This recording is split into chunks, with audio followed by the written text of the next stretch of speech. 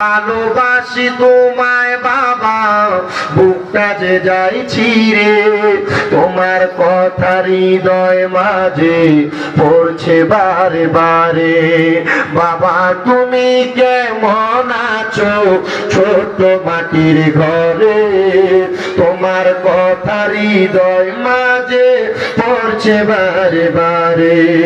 বাবা গো, ও বাবা, বাবা গো, ও বাবা, দরজাটা খুলতে কে যাই ঢোকা, বাবা বুঝি বলছে এলে নাকি খোকা। বুকের ভিতরটা নড়চড়ে ওঠে, সবাই আছে শুধু বাবা নেই, শুধু বাবা নেই। আসেন না বুঝিরা রে, নবীর উম্মতের দল, আল্লাহরে সন্তুষ্ট করার জন্য মা বাবার খেদমত করেন কিনা জানি না। আমার নবী ডাক দিয়া কই, উম্মত রে, দুনিয়ার জমিনের মধ্যে সবচাইতে নিকৃষ্ট সেই ব্যক্তিটা। নবী গো কোন ব্যক্তিটা? ওয়াইসাকাতুর রাব্বি ফি সাকাতিল ওয়ালিদাইন, যে তার মা বাবার কষ্ট দিয়ে আমার আল্লাহর কষ্ট দিছে। আপনি আপনার মা বাপরে ভাত দেন না, মা বাপরে খাওয়ান না, এমন অনেক সন্তান আছে ভাইয়ে ভাইয়ে ঝগড়া করে মা বাপরে জুদা করে দিছে। এমন অনেক সন্তান আছে বউ কথার কথাই বলছে, তোমরা দুই তিন ভাই, তুমি কেন একা তোমার মা বাপরে ভাত খাওয়াও? বউয়ের কথা শুনে মা বাপরে জুদা করে দিছে, মা বাপরে খানা খাওয়ায় না। এমন অনেক সন্তান আজকের মাহফিলে হয়তো বসে গেছেন। সন্তান তুমি কি ভুলে গেছো আল্লাহর নবীর কথা? আর রাব্বি ফি রিদাল ওয়ালিদাইন, আম্মা আব্বার সন্তুষ্টিতে আমার আল্লাহ সন্তুষ্ট হয়ে যায়। কেউ যদি ওই মা বাপরে ভাত না দিয়া থাকো, কেউ যদি ওই মা বাপরে জুদা করে দিয়া থাকো, কেউ যদি ওই মা বাপরে ধমক দিয়া থাকো, সন্তানদের তোমার পাগুলো আমার সামনে দাও, আমি শামীম রাজার জিব্বা লাগাইয়া দিয়া তোমার পাও পরিষ্কার করে দিব। শুধু আদা করবা, এখান থেকে বাড়িতে যাইয়া বাবার পায়ে ধরবা, আম্মা আব্বার পায়ে ধরে বলবা, মা ও আব্বা আমার আল্লাহর রাস্তে মাফ করে দেন। যতক্ষণ পর্যন্ত তোমার মা বাবা মুখ দিয়া বলছে তোমার মাফ করে দিছি, ততক্ষণ পর্যন্ত মা বাবার কদম ছাইরো না। কারণ মা বাপ যদি মাফ না করে, স্বয়ং আল্লাহ তোমারে মাফ করবে না। মা বাবা যদি তোমারে ক্ষমা না করে, স্বয়ং আল্লাহ তোমারে ক্ষমা করবে না। ও সন্তান,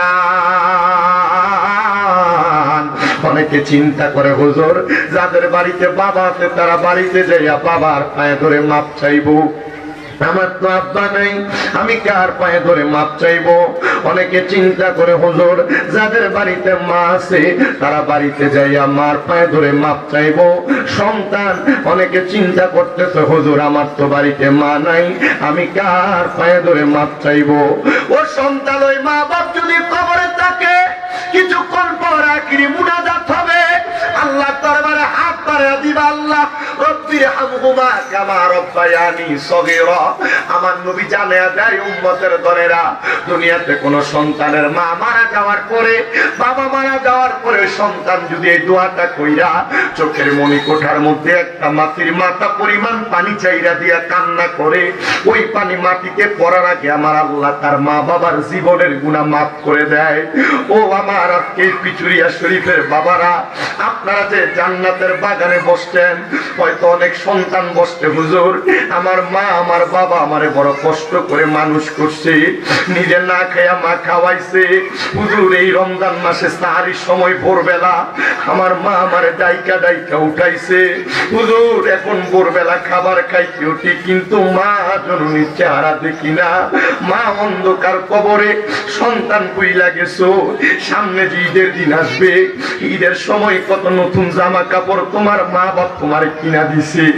এমন অনেক মা বাবা নিজে কোনো নতুন জামা কাপড় পরে নাই, যদি প্রশ্ন করছে মা আপনি যে নতুন কোন জামা কাপড় পরেন নাই, আব্বা পুরান লুঙ্গিটা পরে ঈদের ময়দানে যাইতো, ও আব্বা আপনি যে নতুন কোন জামা কাপড় পরেন নাই, আব্বা বলতো রে সন্তান আমার কি আর এখন ঈদের বয়স আছে নাকি?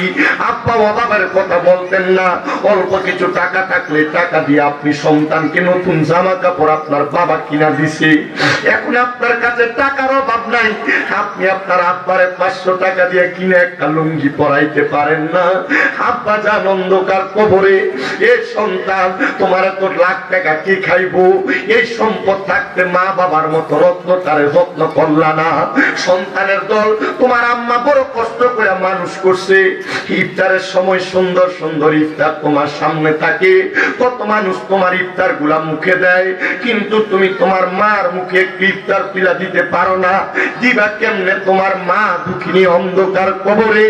সন্তানের দল আল্লাহর কাছে শুধু খাপ কইরা কইরা দোয়া করবা, আল্লাহ আমার মা কবরে, আমার বাবা কবরে, আল্লাহ আমার মা বাবার কবরে জান্নাতি নিয়ামতের ব্যবস্থা করে দেন। সন্তান তোমার নেক দোয়ার কারণে আল্লাহ তোমার মা বাবার কবরে জান্নাতি নিয়ামতের ব্যবস্থা করবে। আমি জানি না রে, ওই নিয়ামত পাওয়ার জন্য কত সন্তান জানি অপেক্ষা করে। রাহমাতুল লিল আলামিন নবী বলে, ও দুনিয়ার উম্মতের দল, কোন সন্তান যখন তার মার জন্য বাবার জন্য দোয়া করে রে, আমার আল্লাহ তাআলা ওই সন্তানের দোয়ার বরকতে তার মা বাপরে নাজাত দান করে দেয়। কেমন নাজাত দেয় জানো রে? পিছুইয়ার বাবারা সমুদ্রের মধ্যে ডুবে যাচ্ছে একটা ব্যক্তি, তার যদি নৌকার মাধ্যমে উদ্ধার করা হয়, সেই ডুবন্ত ব্যক্তি যেমন খুশি হয়, মা বাবার জন্য সন্তান দোয়া করলে এমন খুশি হয়। হায় রে, কে জানি এমন মা বাপরে আলাদা করে দিয়ে রাখছে। তোমার কাছে টাকার অভাব নাই, মা বাপরে খাওয়াইতে পারো না, অনেকের মা বাপ কবরে। সন্তান মা বাপ যদি বাইচা থাকতো, মাসে যদি তুমি 1000 টাকার ফল কিনা খাওয়াইতা, 12 মাসে 12,000 টাকা মা বাবার পেছনে তোমার খরচ হয়ে যাইতো।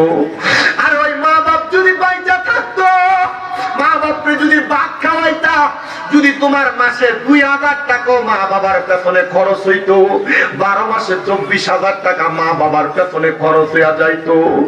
এ সন্তান, ওই মা বাপ দুনিয়ার টাকা পয়সা ধন সম্পদ তোমার কাছে চায় না। তোমার বাড়ি দিয়া গেছে, খেতে জায়গা দিয়া গেছে, ওই জায়গা সম্পদ তুমি ব্যবহার করো।